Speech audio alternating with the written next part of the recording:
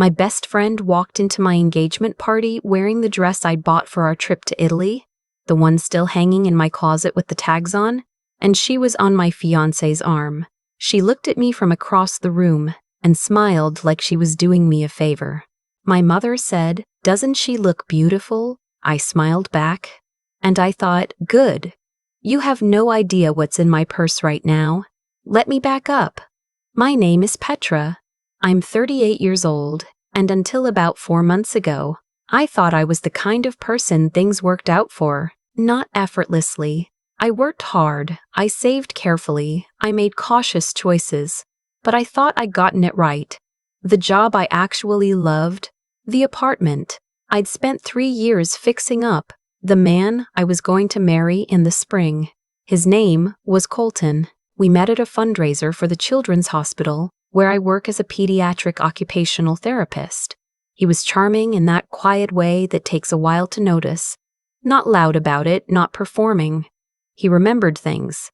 He asked follow-up questions. He brought coffee to our third date because I'd mentioned offhand on our second that I always needed something warm in my hands when I was nervous. I thought that meant he paid attention. I found out later it meant he was good at his job. We dated for 14 months before he proposed. By then, I'd met his colleagues, spent holidays with his family, merged parts of our lives in the small ways that feel enormous when you're in them.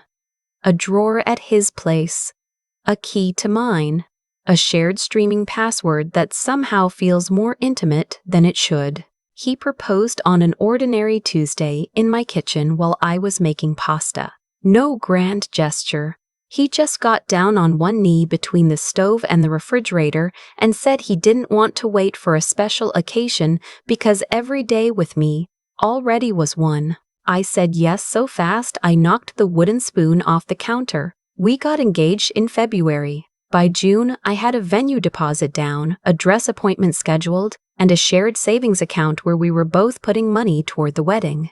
His idea, that account, he said it would be easier to track. The dress I found in August, not my wedding dress, that was still months from being ordered.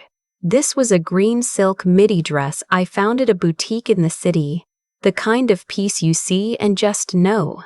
I was saving it for our Italy trip in October, a pre-wedding getaway we'd been planning since spring. I brought it home and hung it in the back of my closet, still in the garment bag, tags on.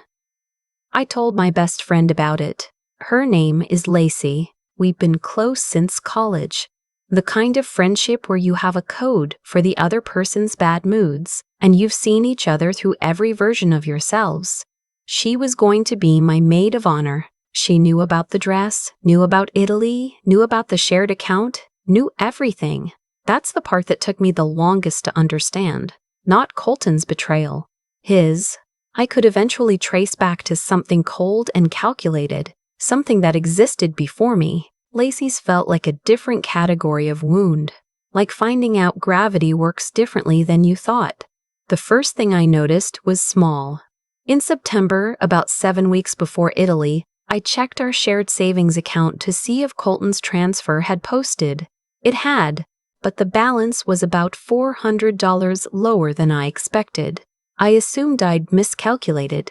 I wasn't obsessive about tracking every dollar, and we bought some things for the apartment. I let it go.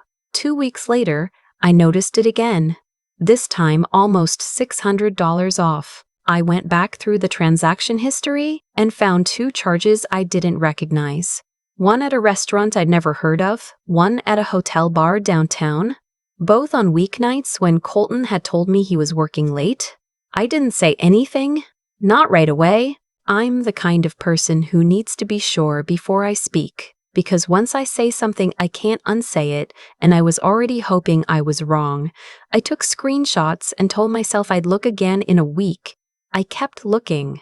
Over the next 3 weeks, I found 6 more charges: restaurants, a weekend hotel stay, a florist, a jewelry store, not the same one where my engagement ring came from. The amounts weren't huge individually. Together, they added up to just over $2,100. Money from our account, our wedding account, the one we'd both been building towards something I thought we both wanted. I'm a researcher by necessity. Occupational therapy requires you to be thorough, to document, to look for patterns. I started applying those skills somewhere I never thought I'd need them. I pulled his name through public records. What I found took me about 4 evenings of searching, cross-referencing, and sitting very still in my office trying to breathe normally. Colton had been engaged before. Twice.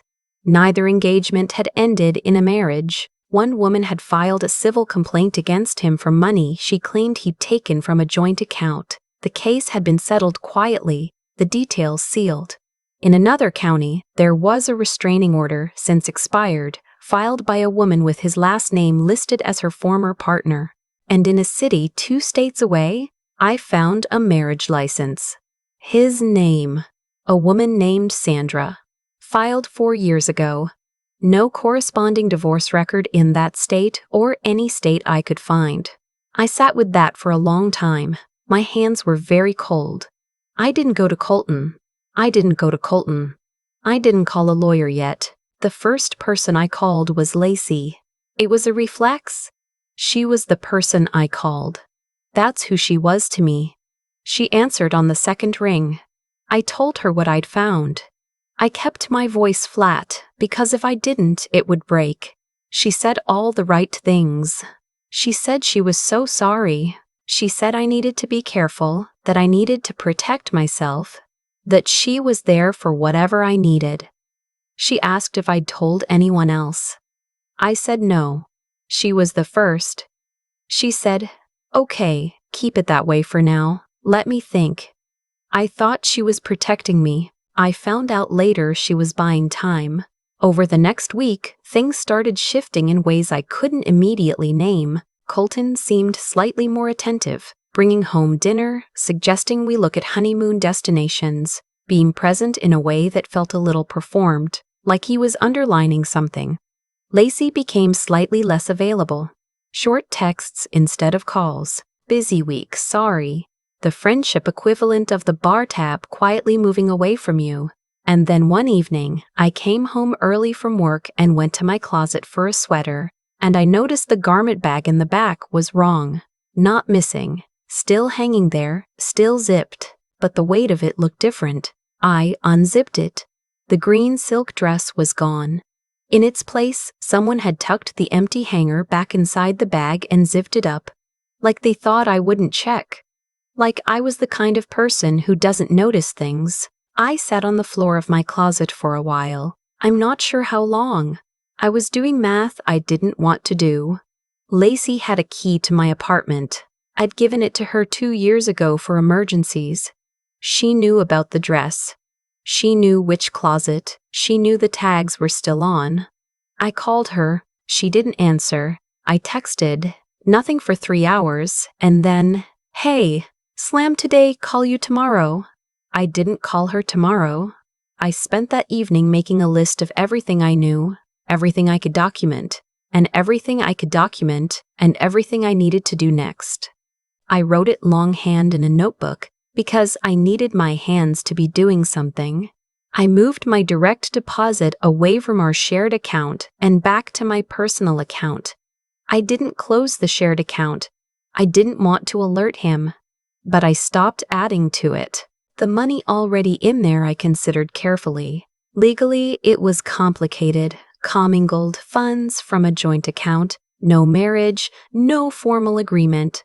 I consulted a lawyer friend of mine, not yet officially, just a conversation over coffee. She told me my options and told me to document everything. I documented everything. I also hired someone, a friend of a friend who does private investigation work, mostly for family law cases. I'm not someone who would have thought to do that 6 months ago. I'm not someone who needed to. I told her what I'd found and what I suspected, and I asked her to fill in the gaps. Within 10 days, she filled in quite a few. Colton and Lacey had been seeing each other for at least 3 months. The hotel charges on our shared account, dinner, the overnight stay, those were theirs. He had taken her to the same restaurant he'd taken me to on our 4-month anniversary. He paid with money that was half mine. There were photos, a coffee shop near her office, a parking garage downtown, her building's lobby. Not damning in a dramatic way, damning in the specific way that means you've been misreading your own life. The marriage license I'd found was real. His wife, Sandra, had been trying to locate him for over 2 years. My investigator found her through a mutual contact. Sandra and I spoke on the phone for 40 minutes one Thursday evening. She cried. I didn't, not then. I'd done most of my crying already in those first nights after I'd found the account discrepancies, when I was still hoping I was wrong. By the time I spoke to Sandra, I was past crying and into something quieter and colder and more purposeful. She hadn't seen him in nearly 3 years. He'd left when she started asking too many questions about his finances. Sound familiar? Here's what I want to say about that period. The 3 weeks between when I knew everything and when I acted on it. People assume you'd fall apart. People assume you can't function while carrying something that heavy. But I've worked with children who are in pain every day of their lives and still show up and try. I've learned from them that you can hold something very hard inside you and still move forward. You just have to know where you're going. I kept showing up. I had dinner with Colton on Thursdays like always. I smiled when he showed me honeymoon photos. I texted Lacey occasionally, normal things, nothing that would spook her. I was scheduled to throw her a birthday dinner in 3 weeks. I started planning it. My engagement party was my mother's idea. She'd been wanting to celebrate since February, and I'd put her off because I'd been busy and then because I'd found out the truth. But I didn't tell her that. When she suggested October, 3 weeks before the Italy trip that was never going to happen now, I said yes. I asked her to keep it small. Family, a few close friends. Lacey, of course. I told Colton to invite whoever he wanted. I knew what was going to happen. I didn't know the dress. That surprised me, I'll admit. I didn't know she would actually take it from my closet and wear it to my engagement party. Even knowing what I knew about her by then, that one landed differently. There's bold and then there's something else. Something that looks like contempt. When they walked in together, there was about a 3-second window before the room understood what it was seeing. My Aunt Rosalind, who misses nothing, went completely still. My cousin Everly put her hand on her husband's arm. My mother, and this is the part that stays with me, looked at Lacey in my dress, on my fiancé's arm, at my engagement party, and said, "Doesn't she look beautiful?" Not what is happening. Not whose dress is that. Just, doesn't she look beautiful? I've thought about that moment a lot since then. I think she knew. I think she'd known for longer than I had, or at least had sensed something, and had decided that whatever Lacey's version of events was, it was more comfortable than mine. My mother has always found a way to land on the side of least disruption. Even when the disruption is me, Lacey looked at me from across the room like she was waiting for the scene, like she'd written one version of it in her head and wanted to see how it would play out. I smiled. I picked up my glass of sparkling water, and I said, "I'm so glad you're both here. Actually, I was hoping we could talk to everyone at once." The room was already quiet in that specific way rooms get when something is wrong and everyone knows it and no one knows what to do. I asked for everyone's attention. My hands were completely steady. I'd practiced this, not the words exactly, but the state, the feeling of standing still inside something huge. I talked for about 12 minutes. I had printed copies, the account records, the transaction history with restaurant names and dates, the public records search, the marriage license, a letter from Sandra which she had given me permission to share, and the investigator's report summary. I had put them in a manila envelope for Colton and a separate one for Lacey. I had printed a third set for myself. I talked about the joint account and what had been spent from it and where. I mentioned the restaurant and watched Colton go very still when I named it. I talked about Sandra. I mentioned that I had spoken with her at length and that she sent her regards. I talked about the 2 previous engagements and the civil complaint. I didn't raise my voice. I didn't cry. I had already done both of those things, many times, in private, where they belonged. When I got to Lacey, I talked about the dress. I described it specifically, the color, the silk, the tags that were still on, the garment bag it had been hanging in for 6 weeks. I asked her in front of everyone where she'd gotten such a beautiful piece. She said, "Petra," I said, "you can keep it. It won't fit in my suitcase anyway, since I won't be going to Italy with someone who's still legally married." I placed Colton's envelope on the table in front of him. I placed Lacey's in front of her. I picked up my own glass, finished the sparkling water, set it down carefully, and thanked everyone for coming. My Aunt Rosalind started clapping, slowly at first, then her husband joined, and then my cousin Everly, and within a few seconds it was most of the room, not everyone. My mother stood very still with an expression I didn't fully know how to read. But most of them. Colton left without opening the envelope. Lacey stayed, which surprised me more. She stood in that dress in my mother's living room for another 20 minutes, while people gradually stopped talking to her. And I watched her realize incrementally what she'd actually walked into. Not a confrontation she could spin, not a scene she could reframe. A room full of people who now knew exactly what she'd done. I found out later from my cousin that she'd cried in the bathroom. That she'd told my mother it wasn't what it looked like. That she'd said I had always been jealous of her, which is a strange thing to say about a person whose fiancé you were sleeping with and whose dress you were wearing. I also found out, this came a few weeks later, from Colton's own mother, who called me out of what I can only describe as mortified decency, that he'd left town, that Sandra's attorney had made contact, that there were apparently more complications than even I had known about. I hope Sandra gets what she's owed. I think she will. She struck me on the phone as someone with a lot of patience and very good records. The shared savings account was eventually sorted out through mediation. I'm not going to detail the specific amounts, but I recovered most of what I'd put in. My lawyer friend became my actual lawyer for about 6 weeks, and I am very glad she was. I closed the Italy trip. Lost the deposit on flights, got most of the hotel back because I'd booked refundable. I used the recovered money to take myself to Portugal instead, alone, in December. I walked around Lisbon for 8 days with no agenda and good shoes, and I ate whatever I wanted for every meal, and I thought almost nothing about any of this the entire time. My mother and I have been in a careful, quiet phase since October. She apologized once, briefly, by text. I replied that I appreciated it. We haven't talked about what she said when Lacey walked in. I don't know if we will. There's a version of that conversation I'm ready to have when she is. I'm not holding my breath, but I'm not closing the door either. She's my mother. It's complicated. I'm learning that complicated doesn't mean broken, necessarily. It just means it takes longer. Lacey, I haven't spoken to. She reached out twice in November. A long text and then a shorter one. I read both of them and I didn't reply. There's nothing she could say that I need to hear, and there's nothing I want to say to her. Sometimes that's just where a thing ends. Not with a fight, not with resolution, just with the decision that some doors don't need to be reopened.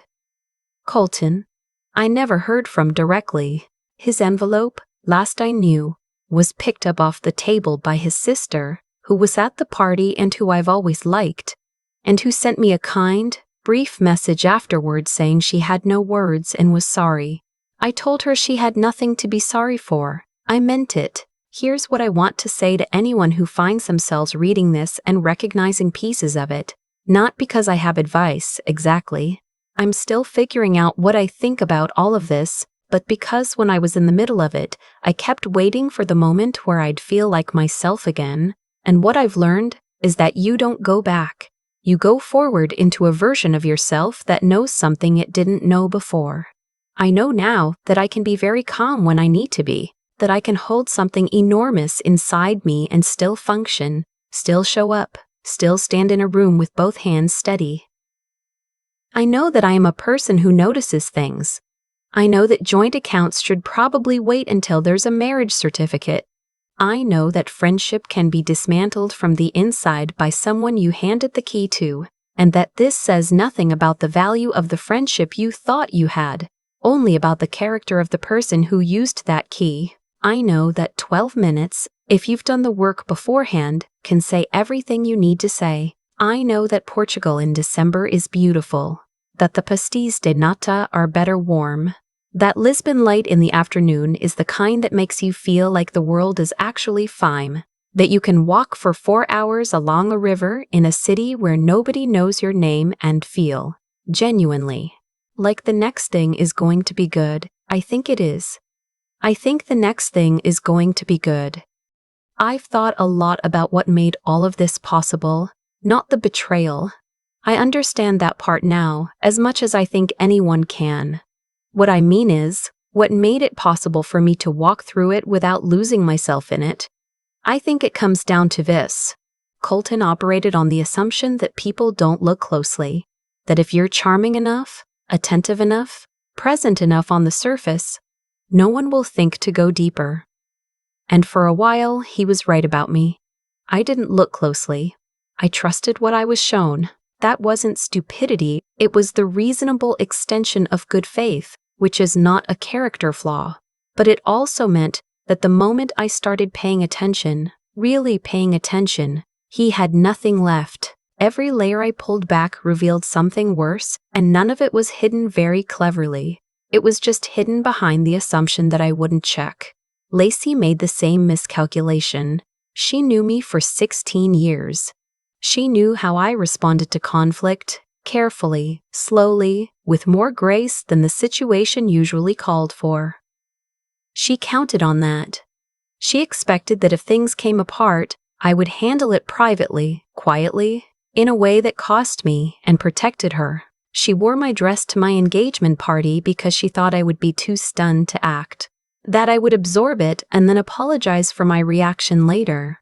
What she didn't account for was that I'd had 3 weeks to stop being stunned. That's the thing about being the kind of person who notices things and takes time to process them. It can look like passivity from the outside. It can look like you're not paying attention. But what's actually happening is that you're building something. A clear picture, a solid footing, a plan. And when you're ready in a way that can't be rattled. I don't think I'm exceptional for what I did in that room. I think I was prepared. There's a difference. Preparation takes discipline.